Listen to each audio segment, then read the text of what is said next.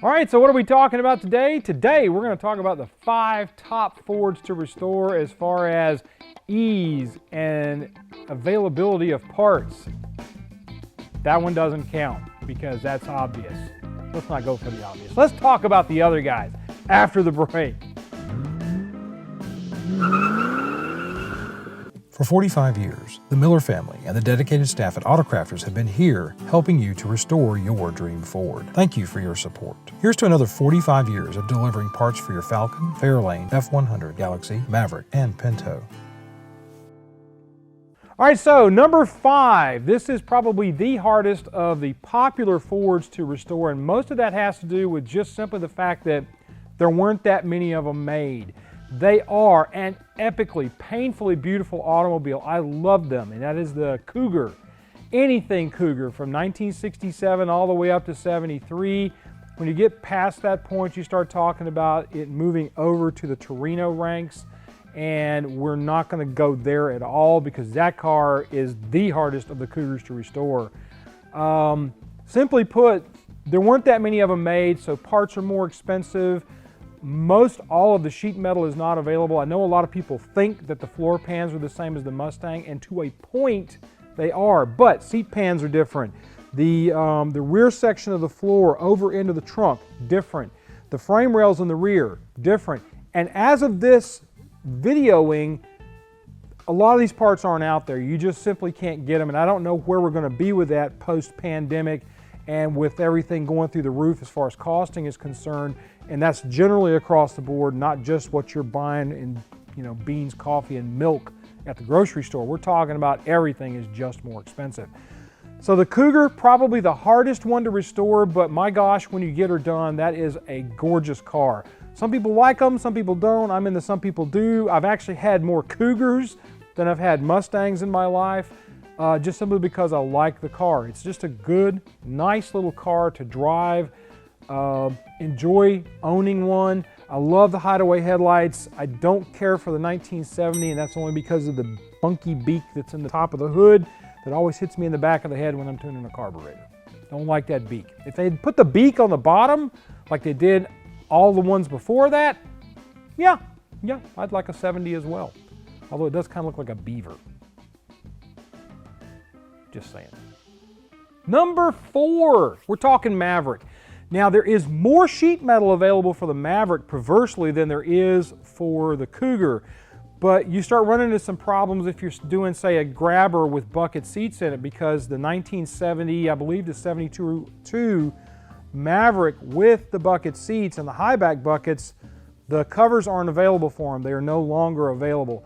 At least that's what we talked to our friends at AutoKrafters, and Jeff over there told me that it's hard to get the bucket seats covers for the 70 to 72s. Floor pan changes. You can use Mustang floor pans in those cars, but a true Maverick floor pan is not available. But weirdly, you can get a grabber hood, you can get fenders, you can get bumpers. A lot of the other stuff is available, but still, because the car was a quote-unquote low-price car with not a lot of performance backing behind it, it's not quite as popular yet as some of the other makes. Now, what's happening is you're falling down from the more expensive cars like the Mustang, and the Maverick is starting to become more popular because people are moving to something that they can get into and afford in a classic car. And so the Maverick falls in at number 4 because it's harder to get parts for, but it's also a pretty cool looking little car, and they make a great performance car if you do some changes to them and put a V8 in there, or even build a Hot 6 now. So Maverick falls to the number 4. And again, please understand, this is because of ease of parts and all that. This has nothing to do with how I feel about Mavericks. I like Mavericks. I have a torn apart. That's a bad example because of what I did to that car. We won't we won't talk about that one anymore. Number 3 is a split. It is a split between the Galaxie and the Falcon, but you're having to break that down into specifics within those cars because there is a dearth of parts for anything past 1964 on the Galaxie side of things and anything pre-1963. So there's not a lot of parts for the earlier cars, there's not a lot of parts for the later cars on the Galaxie side of things, but there is a ton of stuff available on the 1963 and 64. We talked to Jeff again on this, and Jeff says, yeah, there's a great deal of parts for those two particular models, thanks to a lot of the sheet metal from the guys at AMD, and upholstery sets being available and all that kind of stuff, even up to the XL upholstery.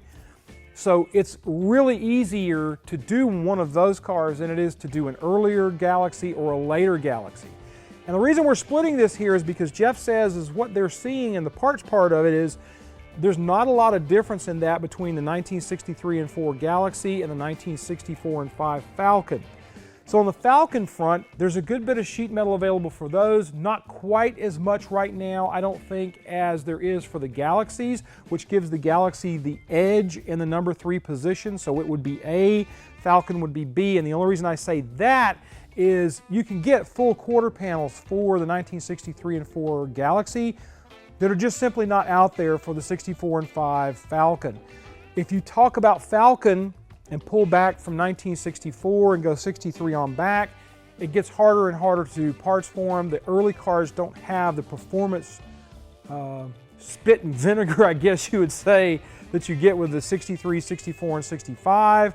And then 1966 on up, you're basically a Fairlane, which means that there's things available, but they're just not as popular because, again, there was really no performance backing for those cars because Ford was pushing all their finance toward Fairlane, not Falcon. Falcon was the economy car. It kind of falls into line on that front with the Maverick. There was a performance car available in the Sport Coupe in 1966 and 67 and 68, but it was a very small mark and it was not anything to where you got like a 351 Windsor in it. Had Ford gone in and put a 351 Windsor, had it been available, or a 289 Hypo in the Sports Coupe, then you would see a lot more of it here in the States. In Australia, that little Falcon, 1966 on up, is a hot property, even in a four-door, especially in a four-door, because that's all they had. But they also made a performance car out of it, and they didn't actually water it down like they did here in the States. So now we're moving on to 2. Number 2 is Fairlane. And the reason I say Fairlane is number 2 is the 1966 and 67 Fairlane has a plethora of parts available when compared to the other cars below it. There's just a lot more stuff available for that 66 and 67. 68 and 9, it falls down a little bit more from there, and then 1970 and 71, even further down the hill. But there's a lot of stuff coming out for those. For instance, I don't believe at this point, as of this recording, that you can get fenders and hood for the 1970 and 71. I don't know that those are ever going to become available. I know that AMD is working on fenders for the 68 and 69 Fairlane. I believe they've already started working on the quarter panels and stuff for those cars. But fenders are expensive to produce, and the popularity of those Torinos, as much as I like all of them, kind of started to wane after 1967 when the Torino came out all the way down into 1971. So it became less and less of a popular car. There's less and less of them out there. I own a 70 Torino GT that is still sitting in a garage in Houston, Texas, and has been since I bought it in 2018 when I was going to go out and get it, in 2020 whenever the pandemic hit, after I'd paid it off to the lady, which is my friend John's widow. But I haven't been able to get out there to get it. Now, my friend Stephen Holtz, who has a channel here on YouTube, you can see his stuff down here below me. Stephen is actually talking about bringing the car to us, so we may get that thing in the fall of this year. And it's a 70, so we're going to start showing you how hard it is to put one of those together. I like the oddball cars that are not the most popular stuff sometimes. But there you go. 1966 and 67, easiest. 1970 71, hardest. 68 and 9 Torino / Fairlane in the middle. And if you want to talk about Mercury stuff in this, cyclones and all that, holy moly. Really hard. You would probably put that down below the Cougar, honestly, for parts availability and things you have to deal with. Just a little cookie there for you guys with the Mercury Cougars, or, well, Cougars and Cyclones and Montegos. What's number one? I'm not going to hold it back any longer here. Number one is the F100. It is absolutely the easiest thing below the Mustang, and maybe even kind of starting to get toward the Mustang in restorability. Particularly popular and getting more and more parts all the time. The aftermarket is really jumping on it, is the 1967 to 1972, and weirdly, the 1973 to 1979. For some reason, there were a ton of parts for the 73 to 79 prior to there being a lot available for the 67 on up. The slicks, or the 1961, I believe, to 1966, they are not quite as popular. And then the refrigerators, the ones that were before that, and then until you get to the early F100s, the 50s trucks, the refrigerator probably the hardest one to restore. I would say coming up the hill from that would be the early 50s ones, and then next would be the slicks, and then it would be a nip and tuck between the 1967 to 72 and the 1973 to 79. But even so, there's a butt ton of parts out there to make those trucks a decent looking driving truck. You've got now, for the 1967 on up trucks, you've got the bed plate for the floors. Always been a perennial problem. If you buy an F100, you look at it and you go, I don't want to buy that truck because I'm going to have to put, diamond plate or whatever down there on the floor in the bed because there's nothing left because, farmers used them and they got fertilizer thrown in the back of them, and the beds a lot of times are just absolutely eaten up from sitting around with crap in the back of the truck.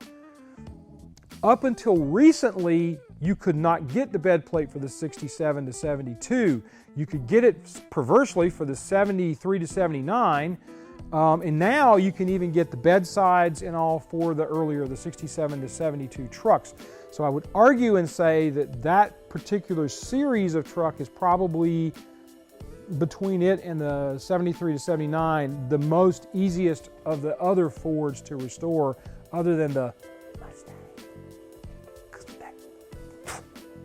You can't go wrong doing a Mustang as far as parts availability. Even the 71 to 3 Mustangs are getting out there where there's just a ton of crap available for them comparatively.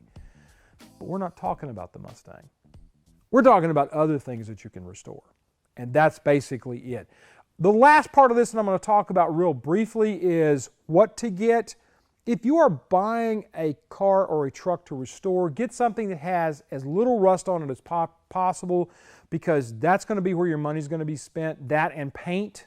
If you go into paint, and I know patina is all the rage now and everybody likes patina trucks, but sometimes bad things have been done enough to a truck that's a cool truck or car that you just can't leave it patinaed. I mean, I guess you can, and you can be like the dude in the trash can on Sesame Street and have that kind of truck or car. But personally, it really bugs me.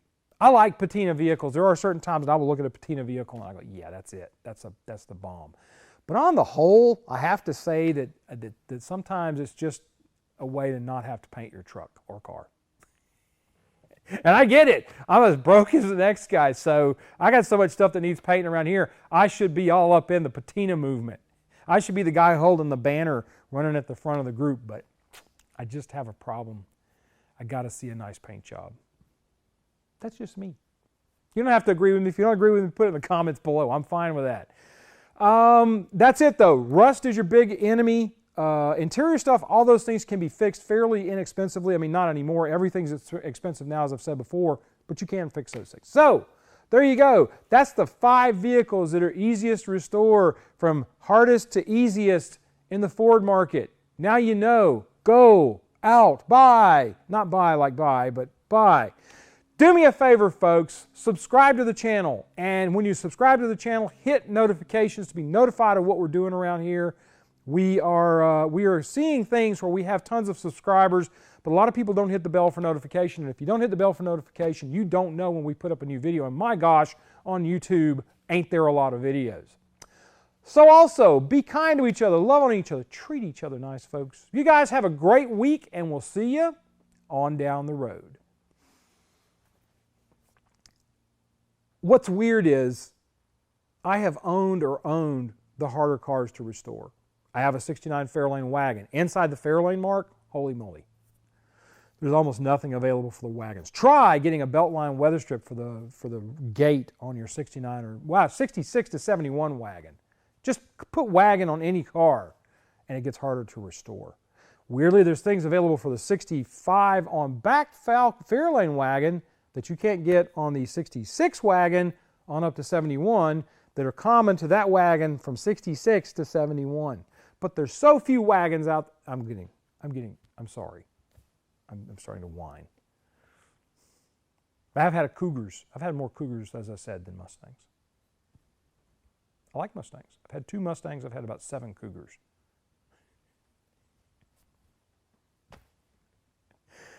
Thanks to AutoKrafters for this. You guys have a great week, okay?